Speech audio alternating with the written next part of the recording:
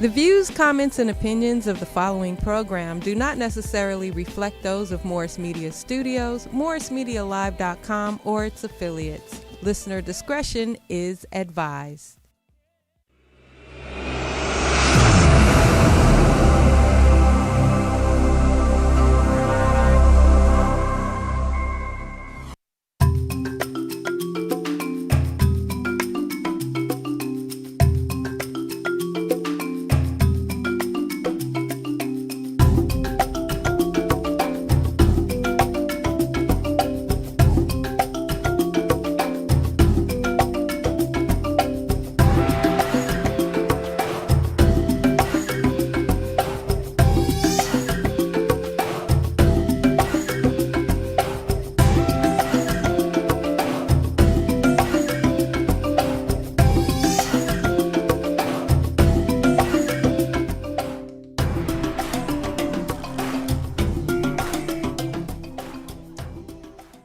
Greetings, beloved. Welcome to Faith Without Borders. I am your host, Pastor Kelvin Sauls. It is indeed a joy for me to come to you this day, even though, given the topic that we are dealing with, we will be talking about the crisis that's going on in South Africa, the land of my birth. And I was able to connect with some friends and colleagues to see how we can, on the one hand, just give some updates about what's going on in South Africa right now. And I know if you, like me, you've received so many images, through social media. We're not going to necessarily dwell on those images, but to, really, look and see how we can, on the one hand, look at what are some of the immediate needs, talk about what some of us are doing around those immediate needs as we've been in communication with our partners, right on the forefront, as well as looking at, just some root causes and some long-term strategic action that can be taken, that must be taken, if we are to, on the one hand, renew, reset, reposition, and rebuild, for a more fair, a more equal, a more inclusive, and a more equitable South Africa. Because in the end, that's, the only way we can get, to the necessary, peace and the necessary stability that we need to get to. And so we'll get into that.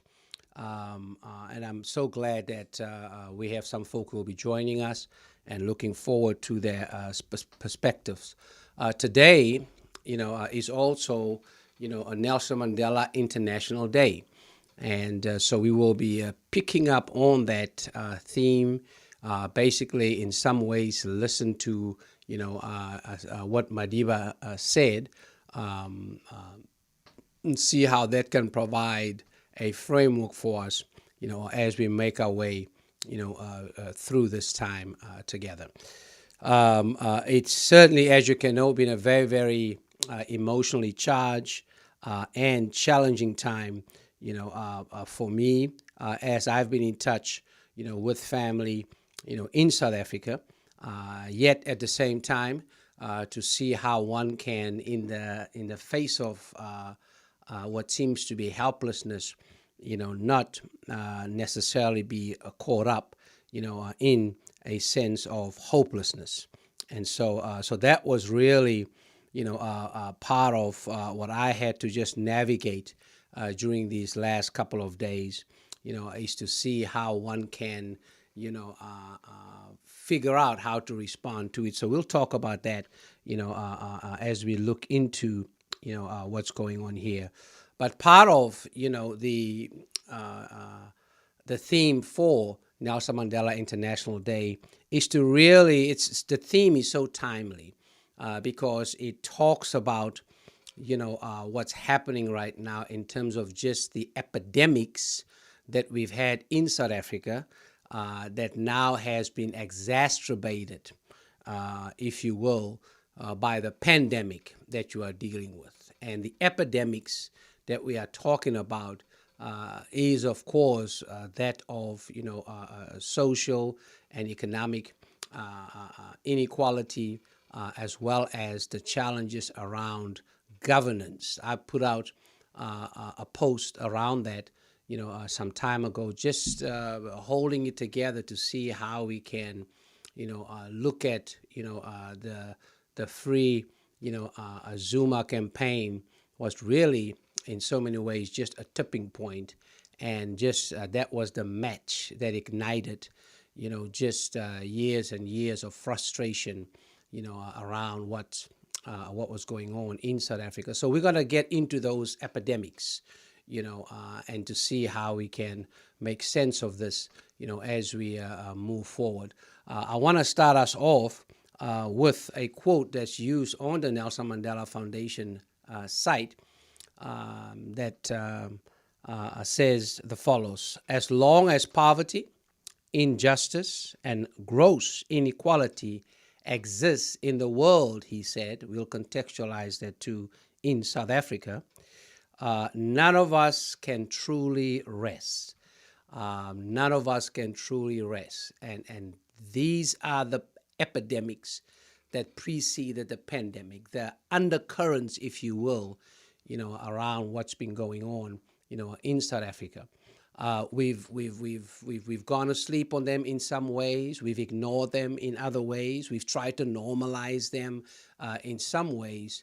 But you and I know that we cannot normalize the ongoing state of poverty in South Africa, the ongoing injustices that's been going on, and of course, the gross inequality. South Africa, of course, ranked one of the most unequal, countries, in the world. So we'll get into that because, we have to come to terms with the fact you cannot implement the world's most progressive democracy, or at least with the most progressive constitution. You cannot implement that with a regressive economic, system that's based on trickle-down economics and that is grounded in racial capitalism. So we're going to speak truth. We're going to get to it all and see, where we're heading, with this. So thanks for joining us. We're going to get going. I'm going to invite our guests to. I'll introduce our guests to us, as we come on in. First and foremost, Dora Marema. Dora is not just an activist, but an advocate, but not just that, but she's at the forefront around so many issues, which include, of course, economic transformation, grassroots organizing around food, security, as well as around, planetary justice. She's a senior fellow with me, with the Atlantic Institute for Racial Equity. So Dora, welcome. It's good to have you with us. Also, Dylan Valley, another senior fellow with me, that is a lecturer at the University of Cape Town. He's a award-winning documentary filmmaker. So just for the work that he's been doing, working with young people at the forefront in the community, where he lives in Cape Town, doing some extraordinary work by way of film, and just applying that, for liberatory purposes. And so glad that he's, here with us. So good to have you, Dylan. And then Jabu Maitse is the director and part of a very, very important frontline grassroots organization, the Jabu Maitse Foundation, that is located in the Vaal, that is south Joburg. And he's part of our beloved community coalition. So glad to have Jabu with us. He'll share as a young man, where our young people are around what, they have inherited, in South Africa, and have to make sense of this and respond to it. And then also the people's poet is going to be here with us, Mzwaki Mbuli, who will be sharing his perspective as one who's been in the struggle, for the liberation of South Africa, and now in the struggle for an equitable, a just, and a more inclusive South Africa, and will also, premiere on the show his latest single, If the Dead Could Rise. So there you have it. So we have a jam-packed show, and we're looking forward, to our time together. I'm going to kick us off with Dora. Dora, if you can just share a little bit with us, how are you? How's your family? And how are things in your community? Dora? Pastor Kevin, thank you for having me this afternoon. It's really a great pleasure. I am doing okay.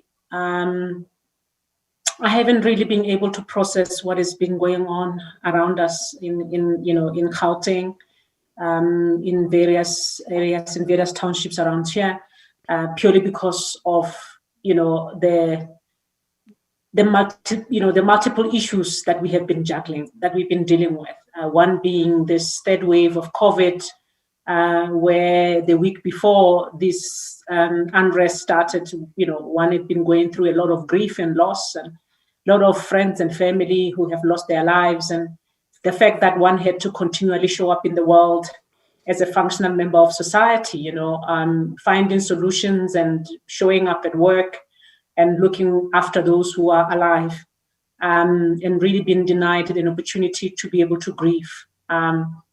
So I still haven't been able to process what's going on, except really just being activated in the mode of responding, to the situation in the form of those who are not able to access resources like food. How can we be able to help as a community? So that's where I am right now. I think in the next coming weeks, it will start to sink in. One will be able to have maybe an opportunity to be able to rationalize and to process what has been going on, and what does it mean for us as a nation, what it means for us as communities, what does it mean for us as government employees who are supposed to be part of the response. So that's really where I am. Thank you so much. Great. Thanks, Dora, for that. And just know that our prayers are with you, but not just our partnership. And we'll get into later on about just some of the initiatives around direct responses that you are in the process of organizing and mobilizing there. Let's go all the way to Cape Town to Professor Dylan Valley, my brother from another mother. Dylan, share with us a little bit how you are doing, your family, and I know you are in, Cape Town, and just what's the situation there after you just share with us how you and family are doing. Pastor Sauls, thank you so much, and greetings to Dora, Jabu. It's really lovely to be talking to you all, and just have to correct you, I'm not a professor yet. At least in South Africa, we don't call people professors until they've been in academia for many years and all those things. But anyway, so in Cape Town, there have been like one or two incidents that I know of. One close to where I live now, but the police have been a little bit different. I think in Cape Town in terms of the way they responded, they were more ready for this kind of thing. I'm not sure why it hasn't flared up more in Cape Town, because as we know, Cape Town is very unequal, one of the most probably unequal parts of South Africa in terms of the very stark inequalities, also along racial lines. But yes, like my family and myself, we're fine. We're obviously very shaken by everything that's been happening in KZN and Gauteng this week. And watching from here, I think I was talking to a friend in Zimbabwe this week, and she was saying, I asked her, what are people saying about this in Zimbabwe? And she was saying, Zimbabweans always say South Africa is a ticking time bomb.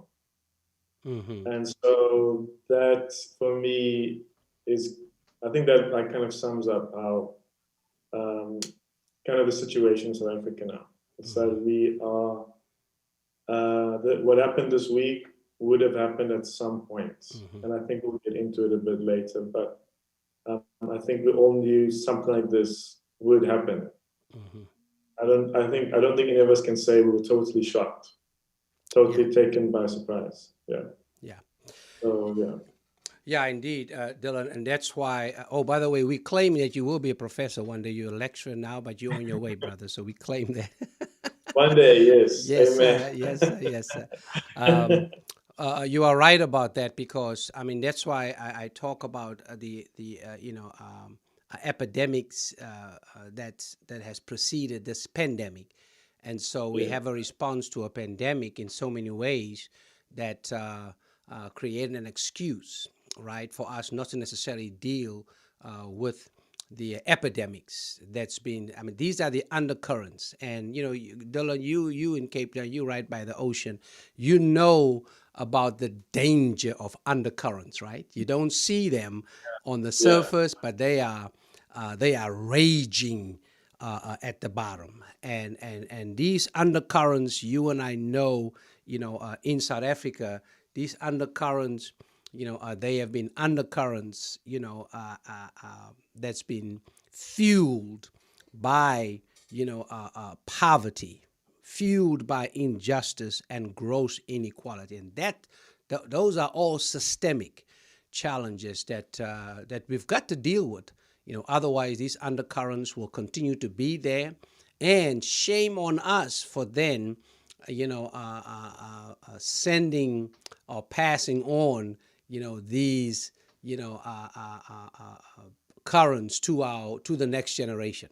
Hoping that they will be able to fix it, et cetera, and that's that. These undercurrents also threaten any vital, or threatens the vitality of any, democracy, and that's what's being challenged, right now as we move on. Let's get some perspective from, the next generation. Jabu, thanks for joining us. I hope your sound is good to go right now. If you can just tell us a little bit of what's happening, in South Joburg, the southern part of Gauteng, where you are doing some important work there, in the Mid-Vaal, the Vaal community, through the Jabu Maitse Foundation. Jabu. Yeah, greetings everyone. Good morning to you, Pastor Kelvin, and good afternoon to Dylan and Dora. But I think let me also thank the opportunity thank you to give me this opportunity to be able to speak about the ongoing challenges that we're facing in the country. But in our own region, southern part of Gauteng, I can safely say that we've got serious challenges. By the way, our major problems are mainly based on inequality, unemployment, and the highest level of poverty. But the current crisis which took place, it caught us by surprise. But we're not necessarily surprised because, as the previous speakers, everyone indicated, we are sitting in this ticking time bomb. And if we're not going to be able to come up with solutions to be able to redress this kind of ongoing challenges, we are going to have a bleak future.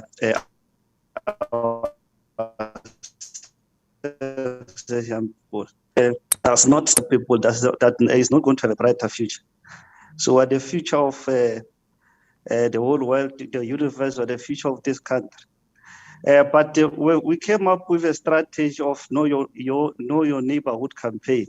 In the main, to be able to make sure that we identify criminals. Remember, there was a rampant looting which happened in our township malls, and to a certain extent,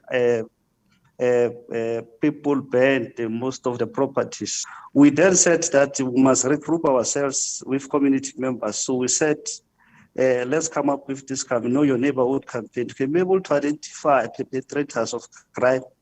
Remember, we know for a fact that most of our people are hungry, especially young people. But it is not an excuse to be able to damage property and burn buildings, because at the end of the day, that particular action has created serious setbacks. It does not solve a problem.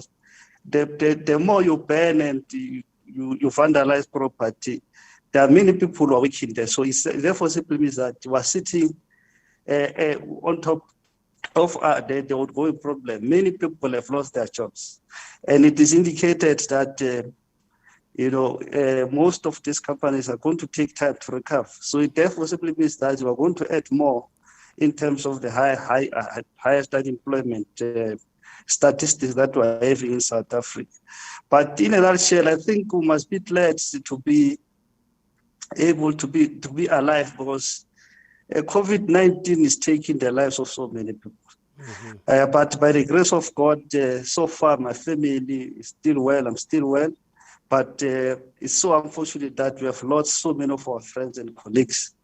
But we do believe that we must always seek for divine intervention to be able to overcome this kind of pandemic. But in a nutshell, this is how our own challenges in the Southern Corridor of Gauteng. But at least we're able to mobilize the community and the society before the more damage could be done as compared to other regions in Gauteng. Because I can tell you that but let's hope for the better future, and we must be able to construct it ourselves. Yeah. Indeed, it will take all of us, whether we are in South Africa or like me in the diaspora, to look for ways to support these grassroots efforts, while on the other hand, join in strategic efforts to see what needs to be done, around maintaining, on the one hand, the integrity of our democracy, transparency in our democracy, and accountability through our democracy. Accountability is where I want to get to, and ask Dora just to give some perspective, and you shared earlier on, Dora, when we were on our fellows call, just around the sense of, well, let me back up. I arrived in the U.S., in 1990. And that, of course, was right before the 1992, uprising in Los Angeles, where I am right now. And then, of course, we all know that prior to that, there was another uprising, in another neighborhood in South Los Angeles called Watts. That took place in the 60s. And we've had sporadic uprisings in so many other cities, whether it's in Chicago or Detroit, or Baltimore and other places. And then, of course, the most recent, uprisings and marches and protests, related to the murder of George Floyd. And so when I try to describe to folk what's currently happening in South Africa, I basically say to them, it is what happened in South Los Angeles in the 60s and Watts, as well as the 90s, in South Los Angeles, and you times that by about, 10, around there, just to give people the scale of, what's been going on. And of course, during those times, we always decry, why are people burning up, their own, neighborhoods, their own, malls.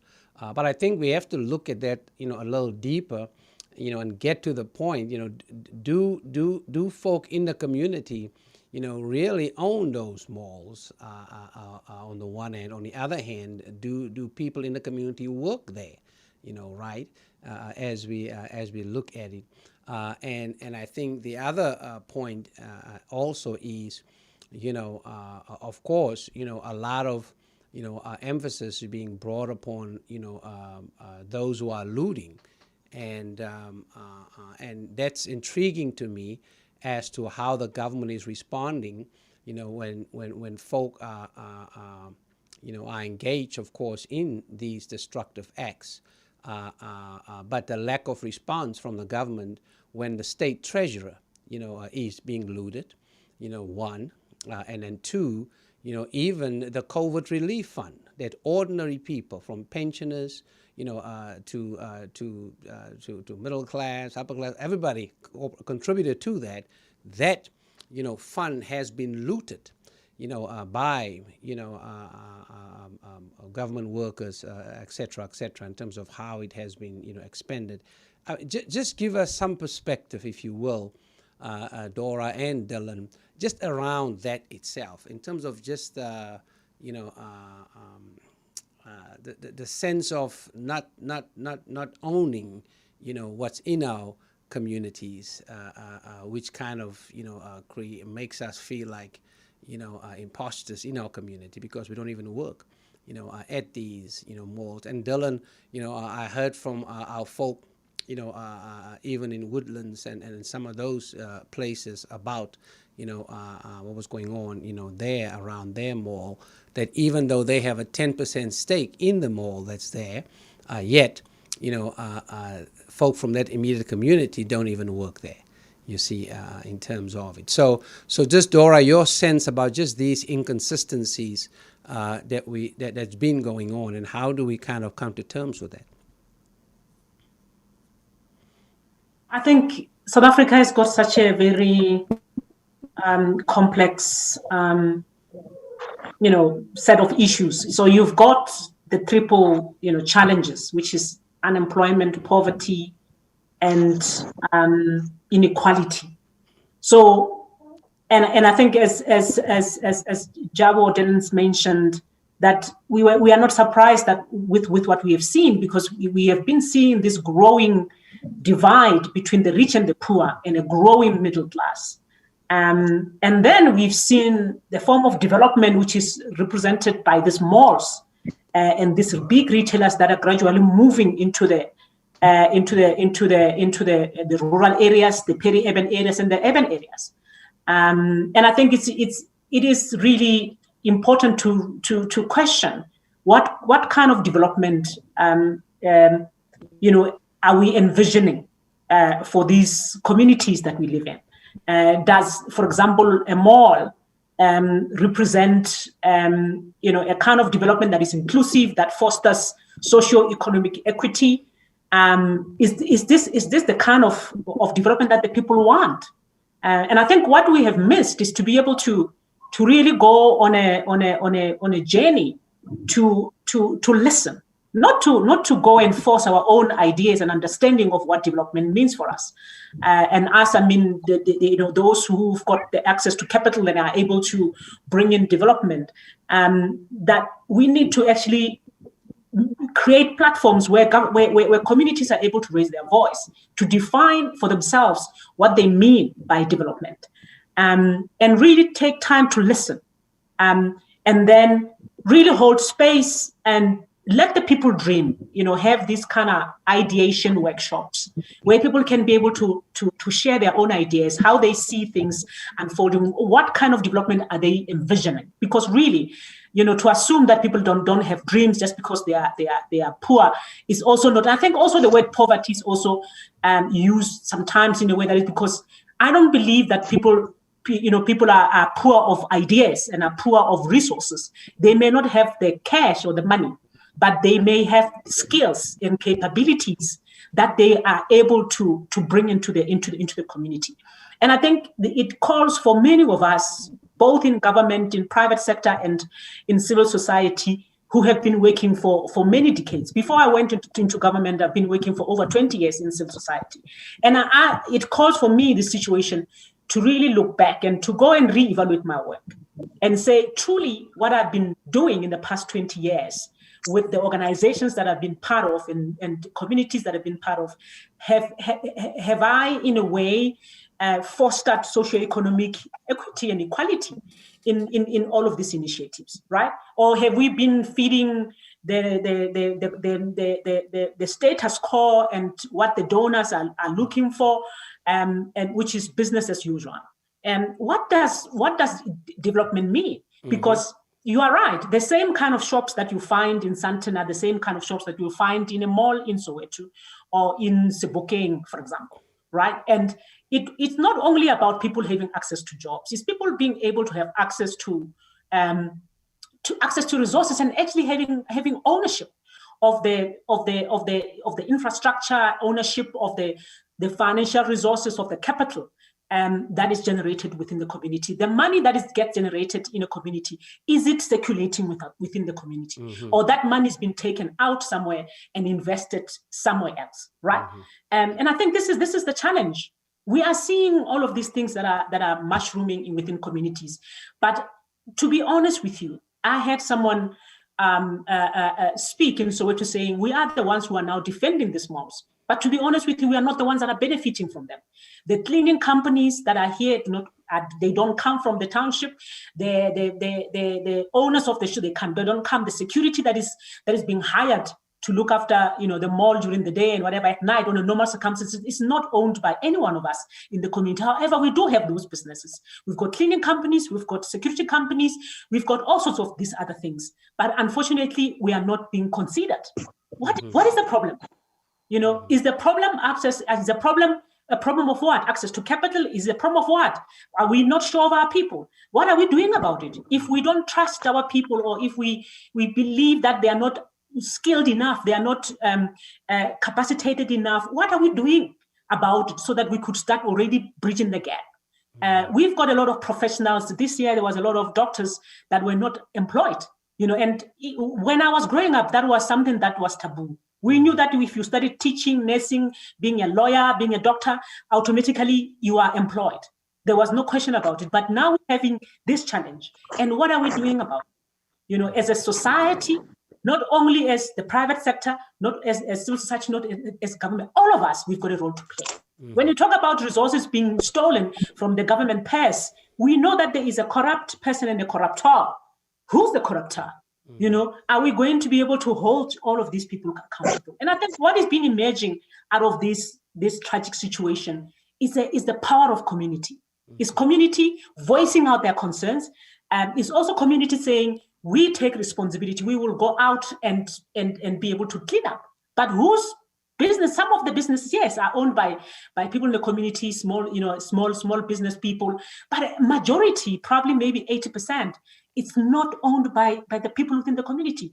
People like me would drive in and be there, man my business, and take the whatever commission, the profit out, right, out of the community. And it may not be 100%. I may be employing a few people within the community. But we know, this is what we know, that a large part of it, it's not, if you are, I don't want to mention names of retailers, but we know those are not, they don't have a shareholding scheme that allows communities or cooperatives that exist within a community to be able to own. And we've always known that that is the case.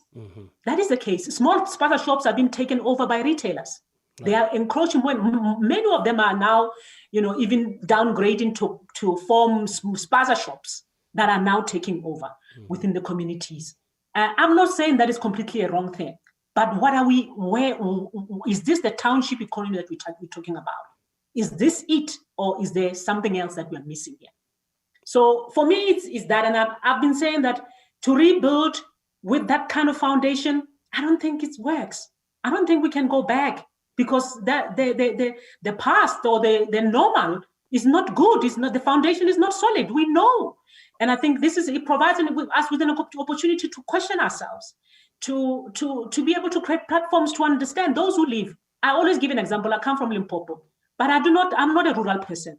I've left the rural area where I was born 20-something years ago. I occasionally visit my parents.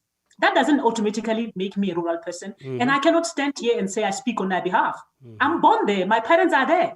I go there occasionally, but me and my children are part of the black middle class. We live in suburban South Africa. And I cannot stand here and say I can speak on behalf of the rural people, because my parents come from there and I've got a piece of land there. We need to be realistic about it. Right. We need the people to be able to define what they want and the kind of development that they envision. They have visions, they have goals and dreams, and we need to be able to create platforms for them to be able to dream again. And what we need to do is to listen. And while we've listened, we need to work with them to make sure that their voices are being heard, and that kind of development is the one that informs the integrated development plans of the various municipalities, and that there is budgets that are allocated for that, and that it gets realized and monitored, and that they are active in their own communities and holding the decision makers and government accountable. Yeah. Well said. That whole piece about economic accountability is critical if we are to achieve the equity that's needed. Dylan, I want to bring you in with some thoughts about that as well, especially in light of the corporate sector. I mean, it is no secret that over 80% of the wealth in South Africa right now is still being controlled by a little under 20%. Of South Africans, primarily white, hence the term white, monopoly capital, in terms of that. And not that much is being talked about around accountability, of the corporate sector, the corporations, who benefit in greater ways and greater numbers, from this current economic system that we have in South Africa, again, that I described, as the same, racially based, apartheid-rooted, trickle-down economics that's going on, in South Africa right now, and you and I know that all, is rooted in racial capitalism, around that. For instance, these, corporate leaders, I mean, their salaries, and nobody wants to talk about that, but, if we're going to look at systemic equity, the salaries of these, corporate leaders, are grossly bigger, than that of, those folk who work for them. So how do we, in some ways, bring some sense of transparency and accountability, to, the corporate sector on the one hand, especially as they, just continue to, erect these malls, give them these malls African names, right? And then co-opt, spaza shops, just to really continue to recycle, the capital for their own, benefit. Dylan, your thoughts about that? Yes, I've got a lot of thoughts about that, in particular, and I just want to commend Dora for her points on, what we consider as development, and something I've really been, a conversation I've really been wanting to have for a long time about malls, which I think we could have a follow-up panel just on that, like in terms of how, and I've seen that in Cape Town as well, but the only real development you see in the townships here and on the Cape Flats are new malls that come up, and how that doesn't really do much to kind of solve inequality, and not only equality, but building safer communities, building more inclusive communities, a more inclusive city. Doesn't do much for arts and culture, doesn't do much for small businesses. So we have to really think about why malls are such a huge thing in South Africa. Often it's the only safe public spaces that we can go to. So we really need to think about how do we build public spaces for public use that are safe and that can really change societies. And in terms of what you're talking about, corporates, I've been actually trying to find that. As we're talking, I was trying to find an article that gave me the exact number. But basically, the 1%, their wealth went up during the pandemic by at least 35%. It grew 35% since the start of the pandemic that was about I think at least $1 trillion. So the 1% wealth grew by at least $1 trillion. I'm trying to find the exact figure here, but I'm going to be distracted on the call if I'm like getting the exact one. But that just shows you that basically in the crisis we're living in now, in global capitalism, with crisis upon crisis, rich people get richer and the poor suffer, the poor. So what we really need to do is, yes, hold corporates to account, also hold governments to account. Thinking also about corporates like MTN. Recently, before our unrest, when Swaziland was going through their protests, MTN actually blocked the internet so that people couldn't share information. I mean, things like that. We have to hold these corporates to account. And for our listeners in the States, MTN is one of the biggest cell phone networks, cellular networks in the country. So, and also the South African company that have operations in a lot of African countries. Now the thing is, so what we're actually seeing with kind of like the predominance of malls and inequality, this is global capitalism. This is part of globalization as well. Malls were not an African invention, right? But yet they're becoming such a big part of South African life. Like there's lots of places where if you need anything done, you have to go to a mall. And America went through something similar where it was like the death of the high street, they call it, where instead of having a town center and you have your main road where all the shops are, they put a mall there, and then all of the businesses would suffer if they weren't inside of a mall. And actually that's what people wanted, was to basically kill off those other businesses so that the mall would flourish. So, and this is part of and this is exactly what I was saying earlier. This is part of a globalized capitalism where South Africa is becoming also increasingly more and more a place that is, it's just like any other part of the world where we're increasingly getting global brands entering our space. And I've seen this also as a filmmaker and the ways in which, like for young filmmakers, a lot of the only viable work they can get is by doing brand work for companies like Nike and things like that.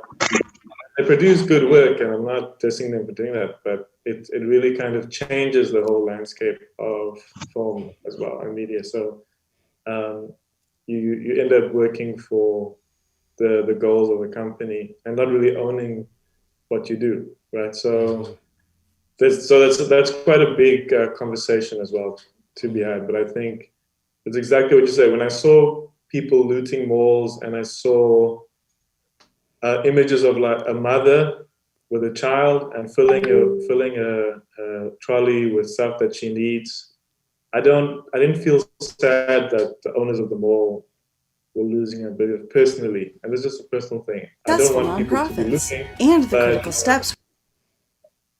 But it's not that I believe that it's okay for people to be looting under any circumstance. But I felt sad for that mother because that's what she had to do to put food on her table. And the owners of like a retailer, they will have insurance that can cover this stuff. Again, I'm not saying like I don't think it's right. I don't think I think what we should be shocked by is the levels of inequality that lead to people being swayed into doing things like this. Right, yeah. And how dehumanizing poverty is. We should be shocked when we go into a township and we see there's no running water and no sanitation. But we reserve our shock for moments like this, when that inequality spills over into spaces that are considered sacred under capitalist logic. Right, so that's all I'll say about that. But I do think we need to be this level of shocked all the time about the massive inequality and the joblessness in our societies. Like we should actually be working on this all the time. Yeah. No, absolutely, and you are so right about that. I mean, for us right here in South Los Angeles, we are right now in the fight, for community ownership of our mall, and so yes, this whole piece about cooperative economics and community ownership, that is still a huge, an ongoing, challenge and fight, not just that, but also how do we continue to promote and work towards, a systemic change. Clearly, in South Africa, radical economic transformation is long overdue. The current president, who was the main negotiator at CODESA, you see, I believe that was not signed off on, or the impression was given that if it wasn't signed off then, it was never to be revisited, around that. And even though that is part of, or has been, a part of the, the platform, of the African National Congress, it's clear that, that really has been, there's been a movement away from that, around it. But we have to be clear, that Dylan, you're right, that this is, on the one end, of course, a South African challenge, but it is a global, challenge, because, of how the economies, not just of the world are structured, but also how, institutions such as the World Bank and the International Monetary Fund, controlled by, Western nations, continue, to have a strangle, on so many countries, especially when there is any initiatives from those countries to deal with poverty, to deal with injustice, and to deal with gross inequality. I mean, just truth be told. And I am convinced that right now the industrial complex of currency is probably one of the last bastions that we have to deal with, around the ongoing imperialism, that goes on from the West, and is, implemented in so many countries, where we have, gross inequality, such as South Africa. And I think one has to put it, within, that particular context. It's what we are dealing with right in South LA, what folk are dealing with in Cape Town, in South Johannesburg, but also in so many other, communities and countries, around the world. I believe we have Mzwaki Mbula on with us, but I want to bring in, Jabu. Jabu, just give us some perspective, as a young person, as you look at, what's happening with these epidemics, of poverty, these epidemics, of gross inequality. Just your thoughts about, what the response has been, to that, especially as it has contributed, to the current, root causes of what has happened, in South Africa so far. Jabu?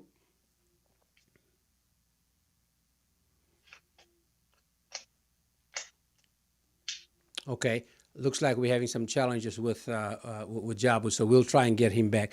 Let me see if Mzwaki Mbula is with us. We need to transform our economy. Okay, was that Jabu? Was that you? Yeah. Okay, Am I audible now? Yeah, can you go ahead and just share your thoughts around that? Yeah, ideally, it's a fact that we must transform our economy to be as inclusive as possible, because currently it does not reflect demographics of our own country. That's the reality on the ground. But the problem is much more deeper, because, for example, you don't have a government without, you can't have a government without tax collection. The same applies, you cannot have a private sector without government. But in our country, you must just check, in terms of market capitalization, there are about 25 companies listed in the JSE, Johannesburg Stock Exchange. And those companies are benefiting from private PIC. Now, it therefore simply means that the PIC is our tax, is the taxpayers' money, is our pension money. Now, for whose benefits? For the few. Now, it therefore simply means that we need to turn things around for the better.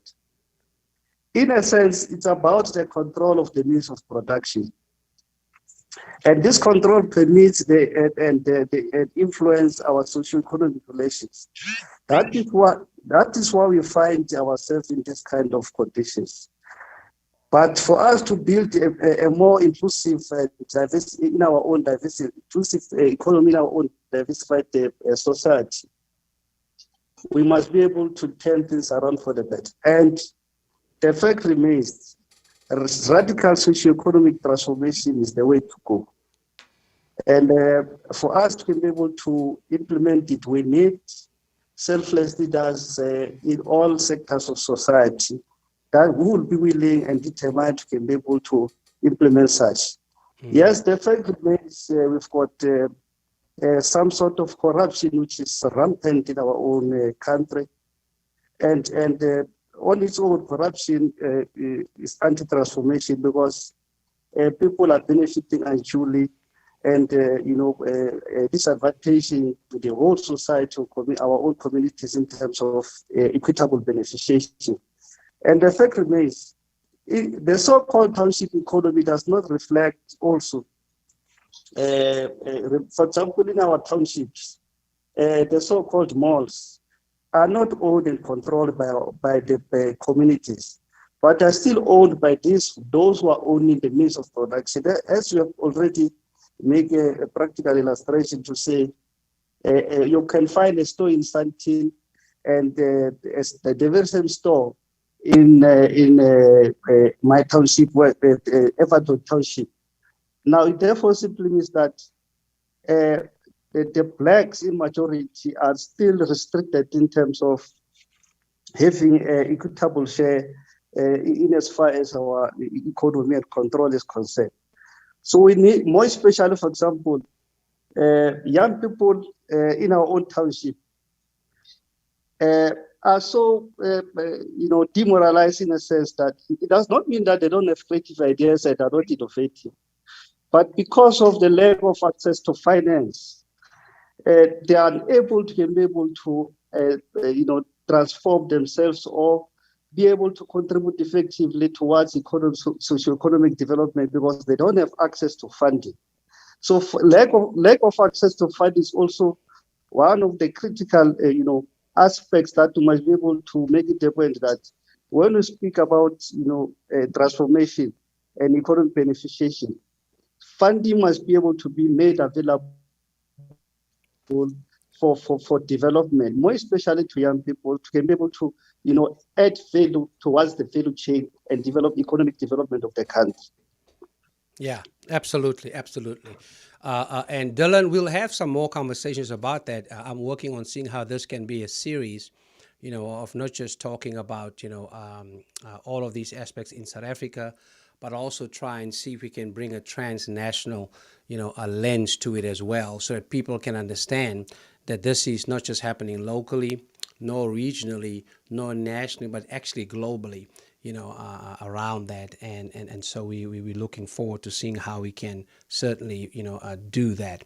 Mzwaki Mbule is with us, and so glad to have the people's poet, with us. We're going to bring him in by just introducing his latest recording that is very, very timely, very, very powerful, and entitled "If the Dead Could Rise." And so let's listen to his latest single, and then and we'll talk with him on the other side. Here is Mzwaki Mbule, "If the Dead." I wish the dead could rise. I wish the dead could rise. I wish the dead could rise and see for themselves what their sacrifice has become. I wish Oliver Tambo, Walter Sisulu, Wilton Mkwai, Elias Mutwaledi, Raymond Mhlaba, Govin Mbeki, Andrew Mlangen, Ahmad Katrada could rise and see what their sacrifice has become. I wish Krisani, Joe Gabi, Johnny Makatini, Oscar Mpeta, Achi Gumete, Kenny Ndlovu, Lalo Chiba could rise and see what their sacrifice has become. Dora Tamara, Lilian Ngoi, Nomzamo Matikizela Mandela, Charlotte Maxeke could rise and see what their sacrifice has become. I wish victims of apartheid era crimes, atrocities, massacres, martyrs could rise and see for themselves what their sacrifice has become. I wish Chief Albert Lutuli, Chief Bambata Kamanzinza Zodi, Chief Makoma, Chief Makado, Chief Ngungunyane, Hoshimampuru Hoshisikukuni could rise. I wish Unkuputse Tiro, Mapetla Mohapi, Stephen Bantu Biko could rise and see for themselves what their sacrifice has become.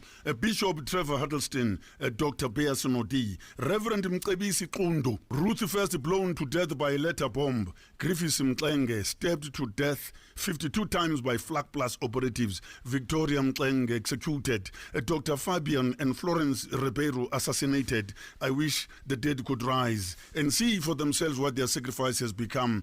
I wish Moses Mapita, Eric Wala, JP Max, Moses Kotani could rise and see for themselves what their sacrifice has become. Begim Langeni, Sicelo Dlomo, blown by parcel bombs, Peter Nchabeling, Dr. Nopo Tunchuncha, Medat in detention, Sipium Timkulu, Okosa Silida, poisoned to death, Stanza Bopape, Robert Sobukwe, poisoned to death, Philip Hosana, Jaftama Semula, Sabelo Pama, Zephaniah Tuping, the Lion of Azania, Izweletu. The Freedom Charter was compromised at Kodesa. The white monopoly capital, the enemy of Freedom Charter. Impa ikakapeli, umhlaba ukakabuyi, sidinga abaholi abanomgogodlo. Rightful land owners of this land have become subtenants. The land was there long before the arrival of foreigners in Africa. The absence of war does not mean peace. Lest we forget, cross-border raids were executed with impunity. Matola massacre of 1981, Maseru massacre, lest we forget, Sharpeville massacre, Bisho massacre, Boipatong massacre, Puluwak massacre, Soweto massacre, Alexandra massacre, Duncan village massacre, Utinage massacre, Langa massacre, 72 deaths in detention. Victims of Dr. Voter Passon, Dr. Death, I wish the dead could rise and see for themselves what their sacrifice has become. Assassinations, Bram Fisher, Brian Mbulelo Masibugo, David Webster, Joe Kabi, Ricky Tanner, Matthew Goniwe, Fori Kalata, Mspero Mkonto, Sitelo Mhlauli, Kukuletu 7, Sam Tuli, Sam Tambani, Barren Strait smash shootings of black people in Pretoria, Mafika Mbuli brutally murdered and burnt to death, Abel Mbuli, Jerry Mbuli, Ephraim Mukhale, Franz Mushala, Peter Mukaba. I wish the dead could rise and see for themselves their sacrifice, what it has become. Hastings Ndlovu, Hector Peterson, Jefferson Olingane, Hososi Ahlulu, Seyitieti Mashinini, lest we forget apartheid era crimes, Msisi Dube, Asinamali, Chief Ambi Maisa Fuliandra, Solomon Galushi Mahlangu, Marikana massacre, mine workers died for 12,500, Mkineni Mambushinoki, seen two police placed weapons next to dead bodies who were shot with their hands up on air. There is no vaccine for justice. There is no amnesty or parole in hell. If apartheid was declared a crime against humanity, why its criminal leaders were never prosecuted? Silindeni Icala Liboli, Nangumbuzo Pendelani Sizwe, Eugene Tikogo, former Flag Plus commander of death squads, and Barren Stradom, they are free agents today. Former apartheid death squads members are enjoying freedom, have never tested prison. Lest we forget that apartheid was declared a crime against humanity. In 1998, former President Nelson Mandela was given a TRC final report that 300 people were supposed to be prosecuted for apartheid era crimes. To this day, no one has been arrested or prosecuted. Instead, PW Botha used the middle finger and referred to the Truth and Reconciliation Commission as the SECAS. Vugataki, Walala Wasala. The end of apartheid did not end poverty, inequality and misery. The end of apartheid did not bring economic freedom. The economy is still in white hands. Minerals are still in white hands. In 1994, South Africans were free politically, but not free from poverty. Vugataki, Walala Wasala. Aluta, continue. There you have it. There you have it. The artists reflect the reality of current situations. We're glad to be joined by Mzwaki Mbule. I want to just thank you for making that available to us.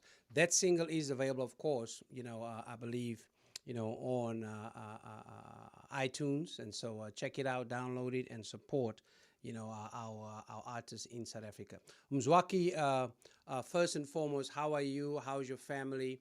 And just the community where you are, and then just your thoughts about, how do we get to where we are, and some thoughts about, how do we, respond, to immediate needs and, of course, long-term needs as articulated in that powerful, spoken word. Mzwaki?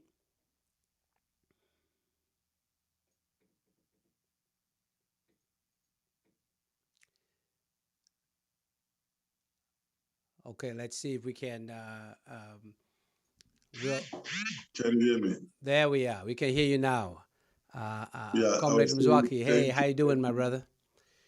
Yeah, I'm fine. Thank you very much, my leader, my brother, Kelvin Sauls. I see there's Dora, there's Dylan, there's Jabu. Thank you very much once again. Yes. I am fine. South Africa, we keep on losing a lot of people. This deadly virus is actually hitting hard and hitting at home. Last Thursday, we buried Steve Kekana. We buried one of our own, Pecha. There's another one who passed on, Pecha. And this morning, another a very brilliant guitarist called Lawrence Machigiza died this morning. But airports, as you know, we are. Look, my fellow African brothers and sisters, when you are involved in bricklaying, you have to make sure your tools are correct, the specs and everything is correct. Be it sand, bricks, your instruments. When you build a house, you cannot build a house or any building on a wrong foundation. The reason why so many people before some of us were born were fighting. They were fighting for a better life. Better, they were talking about the promised land. Let's put ourselves on the foot of those who were fighting to reach the promised land led by Moses. Now, in our situation, a transition happened after the entire whole world supported the struggle of our people in South Africa. Cultural boycott, total isolation. There are a lot of things that were happening in our country. Everybody knows the flag of South Africa was raised around the world, whether it's Oliver Tambo, the death of Steve Biko, number of things, atrocities, death squads, gag, cross-border raids. There were a lot of things that happened in the name of freedom. But come 1994 talks about talks Codesa. I'm talking about the foundation when you build a house. Before we were born, great minds got together in Cape Town, black, white, you can call them, all of them, mapping the way forward. They were visionaries. And the document called Freedom Charter, among others, was born. When there were talks of Codesa, it was like there was never a document like the Freedom Charter. The Freedom Charter was never implemented. Winnie Mandela said they over-negotiated. They were more concerned about three organs of state, either the parliament, the executive, and the judiciary. Without the economy, the wealth of the country, without the land, it was like they were in a hurry to raise a flag of a new South Africa. From 1994, our people were promised a better life. It is a mirage to this day, 2021. When they met, they did not have a plan beyond 5 years. They met Thabo Mbeki, all of them, declared all of them, talking about the future of our country. They were reconciling, reconciliation, etc. But there was never a plan. What will happen after 6 years, 7, going forward? Now the hairy openemers of this world, group heads of this world, all the captains of India, those guys, the mining moguls and them were quite happy because they were not on the agenda. The wealth was not, but it remained intact, untouched. The foundation was wrong. You can never build on a wrong foundation. When Moses was assigned to lead the people to the promised land, it was not on a barren land. In this country, when you talk of the land, it's like it's a land for vegetation, for vegetables, for plowing. No, underneath the minerals, gold, diamond, number of them, coal. To this day, nothing has happened. Now, it's like a sellout negotiation or settlement. The rich became richer, the poor poorer. Time bomb. What was the reason for people to sacrifice their lives for? What was the reason and the significance of a struggle? Why people, 72 of them died in prison? Why people were killed state-sponsored violence? What is the end result? Mirage. Our struggle is like a dream gone wrong. When I say I wish the dead could rise and see for themselves that nothing is happening. Nothing. Nothing. It's a mirage. It's a thankless struggle. No fruits, no results. It's like you own a house without pots. I'm up with the web. No pots, no pens, nothing cattle.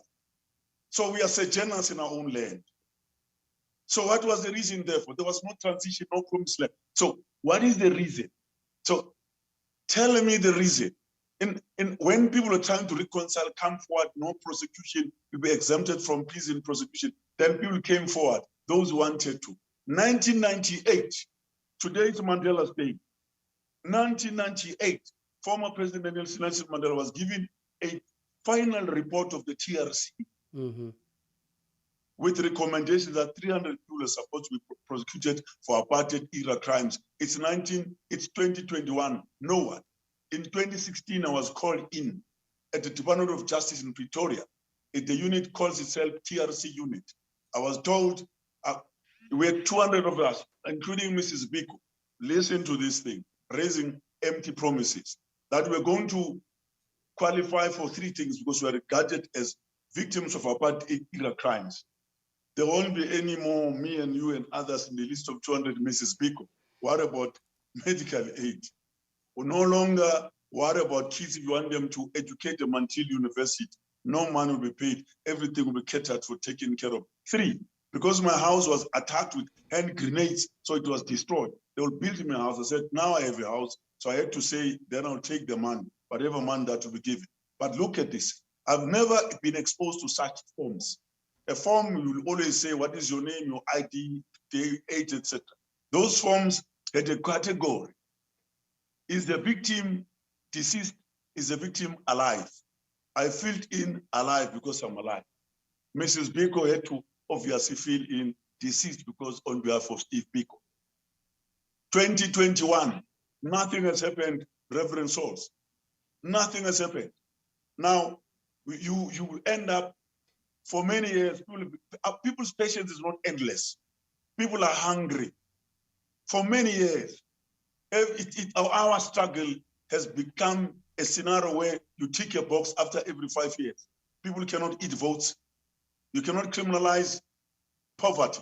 You cannot criminalize hunger. Not every protester is a criminal. Now, I'm giving you a scenario that why has it taken so long? In 2020, I joined Bishop Tutu in a letter that was written to President Cyril Ramaphosa about the apartheid era crimes and the prosecutions. What I've seen recently is when the Katrata Foundation talks about either Ahmed Timon. Recently, they are talking about Neil Agat. I'm talking about 72 people who died in detention. Let's not pick and choose here. People are hurting. People are angry. There is no closure. So where is the economy? Where is the dollar? Where is the money? Where is the rent? Where is the diamond? So I'm saying, unless you address that, if that is not being addressed, the plight of the poor, we're sitting and will continue to sit on a ticking time bomb because even graduates are unemployed. We're given names. We are called unemployed, unemployable. Who gives people these kinds of labels? We are human beings made in God's image. Capitalism is the enemy of food. Yeah, absolutely. Thanks for that, Mzwaki. We want to give each of our speakers a few minutes just to close out.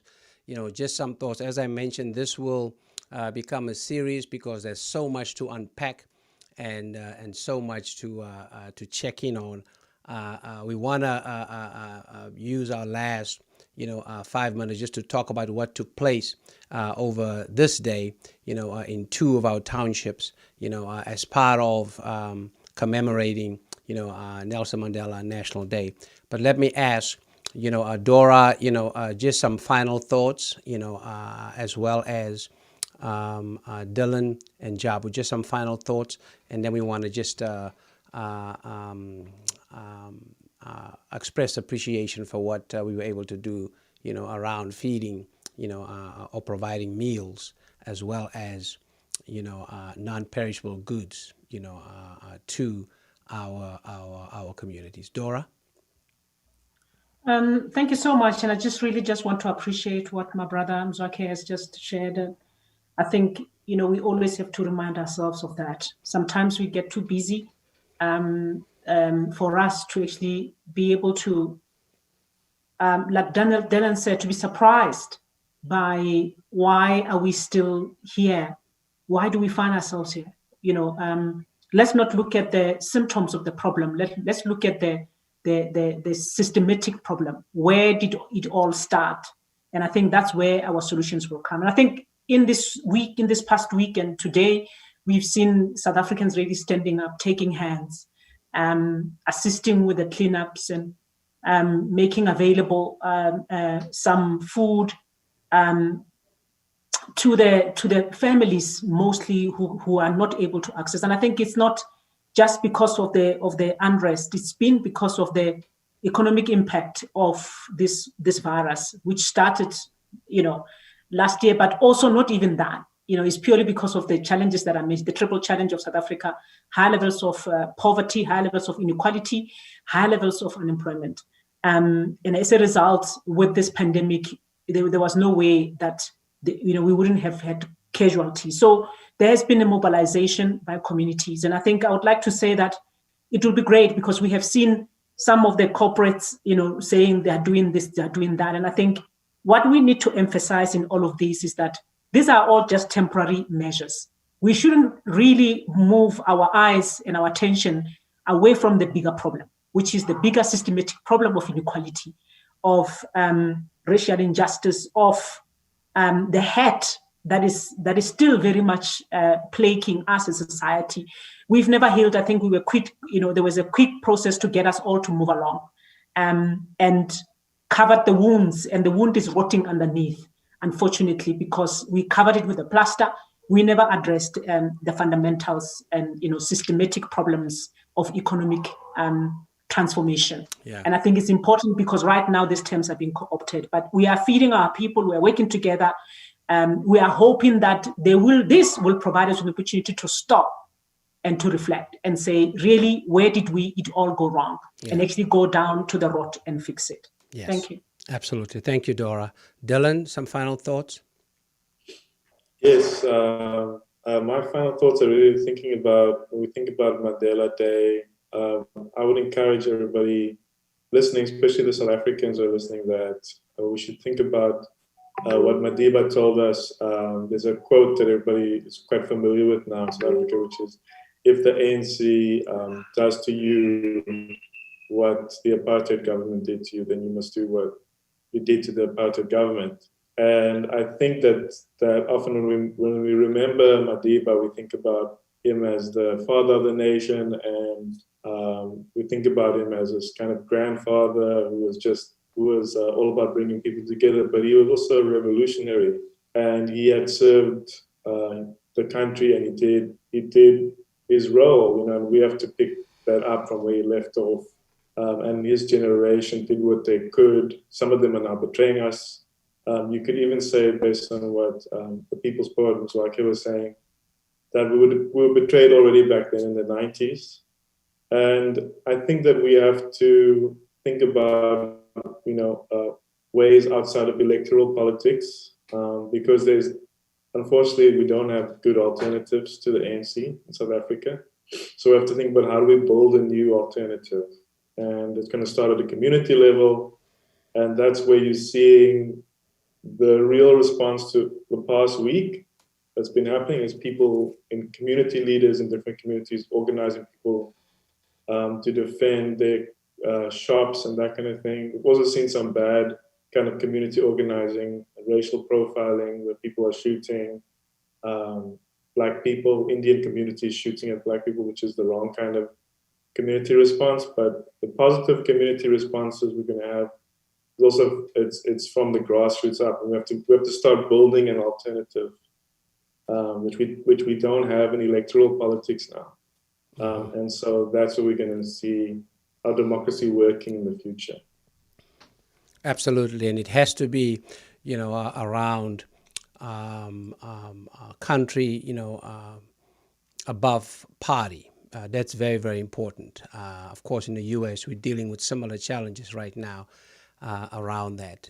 How do we continue to implement a viable, democracy that represents, the voices of the people and can be held accountable. Jabu, your final thoughts?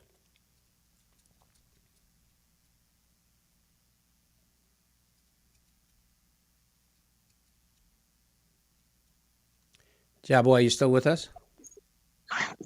Am I audible now? Yes, we can hear you now. Some final thoughts? All right. Okay. Let me also appreciate an insightful historical perspective from Mr. Rakembule. It's very informative and highly appreciated. But I think part of our temporary solutions, we can just force the government to create state-owned bank. So just to make it a point that people young people in particular who've got brilliant ideas and innovative,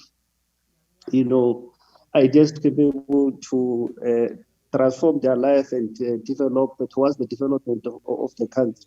They can be able to have access to funding, because at the moment we have a scores of young people who are unemployed, but it does not mean that they don't have brilliant ideas. They've got ideas, but they don't have access to sufficient funding. Secondly, we can just fight for introduction of a basic income grant, because our socio-economic conditions are very devastating, and with people in our own communities are hungry. And that is a reality that the National Treasury must be able to consider. And they must be forced, by the way. In fact, there is an ongoing call from civil society organization, and my organization is also part of that movement. We are going to make it a point that we start a campaign. In fact, we're going to start a campaign towards enforcing the National Treasury to make it a point that they create a basic income grant for the unemployed, young people and also people within the working age, because we cannot afford a situation where people are hungry, and we can see the recent, crisis that we're facing. It's on the basis of also in the main poverty. And, there is no honor in poverty. So we need to turn things around for the better, for the benefit of our people and majority in particular. Yes, we need to build an inclusive, non-racial society, but we must also face the reality. Our economy does not reflect the reality of our own demographics. So when we speak about equitable beneficiation in terms of the economy, it must also be about the people of the people within the country, and the digital treasury and the government must increase wealth tax for the rich. By virtue of increasing the wealth tax for the rich, they can be able to meet these social needs that we're simply requesting. Because the fact remains, most of these rich people, they've got their own private wealth. Now we need more money to be included into the markets. So if ever we can increase wealth tax, more people from disadvantaged communities will be able to have access to funding and be able to survive. That is what we need.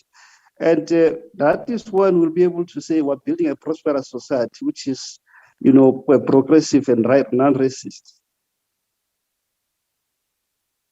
Yeah, no, indeed. You well said, Jabu. As I said, we will continue these conversations. I want to thank all of our guests, for joining us. We will work on some more conversations. As I mentioned at the beginning, on the one hand, it is about direct responses to immediate needs, because we have to deal with that, and as well as long-term strategic systemic change that has to take place. Otherwise, these undercurrents will continue, these time bombs will continue to tick, and at some point it will explode.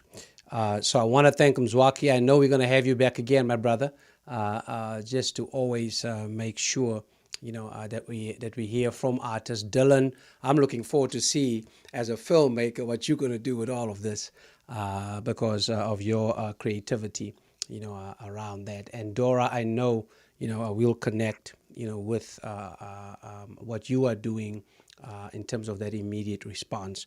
Speaking of that immediate response, we were able to organize a direct response over this weekend. And when I say we, I mean the nonprofit organization called Beloved Community Coalition, that I co-founded, in South Africa, with my brother Tony Sauls, attorney Tony Sauls, as well as Lorraine Yankees. I believe Tony is here to join us, just to close us out and bring a report to us as to what's been happening, the last couple of days in two communities, Alexander Township, north of Johannesburg, and my hometown of El Dorado Park, Kliptown, and I believe we even went into, Freedom Park. So we're going to continue to try and see if we can get Tony on, to join us. But we sent out, we've been talking with some of our coalition members. We have about 25 members throughout the country. We've been talking with them this when the unrest started, and just to ask them what are some of the immediate needs. And of course, food rose to the top, but also in addition to food access, also the need to see how we can provide some intervention for families who are dealing with COVID-19. Of course, a lot of folk couldn't get to the hospital, ambulances couldn't get to people, and so in El Dorado Park, they've organized a COVID community response team made up of physicians as well as community workers, putting together, some community health response teams that would go to people's homes when they receive a call that a person, has, been infected with COVID-19. And so they have these two teams running, around food access on the one end, and on the other hand, a community response around COVID-19. We want to share with you some of the pictures, and while we share these images with you, we want to thank, everyone who contributed the last couple of, the last 24 hours to make this possible, around what we've been able to provide, to our people there in the township of Alexander, north of Johannesburg, and, in El Dorado Park and Kliptown, south of Johannesburg. Because of your generous donations, we were able to provide, food bags. We were able to provide hot meals. You can see there, because of COVID, the need for vitamins, etc., supplements, as well as, providing, oranges around vitamin C. One of our organizations, our coalition partner, SAGE, the leader of SAGE, is a homeopathic, trained in homeopathic medicine, and so she was able to put together, some packages of what people can take, various, items that folk can take, and this is all part of, anticipating the rollout of the vaccine in South Africa. The age group has now come down, I believe, to about between 45 and 50 years old. And Dora actually informed me that age group, about 1 million of them registered because they have made a commitment to get the country to herd immunity, around that. So it's very, very exciting, to see how we are able to do grassroots efforts, as well as, regional efforts and national efforts, connecting with what needs to happen with the vaccine and the pandemic, as well as dealing, with the epidemic, the other epidemics that we are challenged with. So we want to thank you for your response, and we're going to continue to do, that work that we've been called to do. Let me close out our time together by sharing a scripture. Today was also National Prayer Day in South Africa, and I want to use this time to lift up a prayer by way of scripture. And I want to read Isaiah 58, beginning, from verse 6, as a way of offering a closing prayer for us, for South Africa. Is it not the fast, the prayer, the worship that I choose, to loose the bonds of injustice, to undo the thongs of the yoke, to let those who are suffering, experience freedom, to break every yoke? Is it not to share your bread with the hungry and bring the homeless poor into your house? When you see the naked, to cover them and not to hide yourself from your own kin.